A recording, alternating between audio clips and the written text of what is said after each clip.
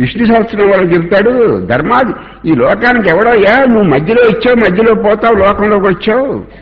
నువ్వు పుట్టకముందు ప్రపంచం ఉంది, నువ్వు చనిపోయాక ప్రపంచం ఉంది, మధ్యలో ఇచ్చావు. ఈ లోకానికి అధ్యక్షుడు నువ్వు కాదు అయ్యా, ఒకడున్నాడు, ఈశ్వరుడు ఒకడున్నాడు, పరమేశ్వరుడు ఒకడున్నాడు అయ్యా, ఈశ్వరుడు.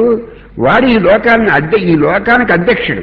అంటే జీవకోటిని వాళ్ళ కర్మను అనుసరించి వాళ్ళు నడిపి ఏ జీవుడిని ఎక్కడ కూర్చోబెట్టాలో, ఏ జీవుడికి ఏ శరీరం రావాలో, ఎవరిని ఎలా నియమించాలో, ఎవరు ఎప్పుడు ఎంతకాలం ఈ భూమి మీద వాళ్ళకి లయిస్తాను ఎంత ఉందో అని నియమించేవాడు, జీవకోటి నియమించేవాడు. అది మీటింగ్ ఒక అధ్యక్షుడు ఉన్నాడు అనుకోండి, అధ్యక్షుడు మీటింగ్ని కంట్రోల్ చేస్తూ ఉంటాడు. అలాగే జీవకోటిని ఈ పంచభూతాలని కంట్రోల్ చేసి కూడా ఒకడున్నాడు అయ్యా, వాడే ఈశ్వరుడు. వాడే లోకానికి అధ్యక్షుడు, నువ్వు కాదు నేనే కాదు.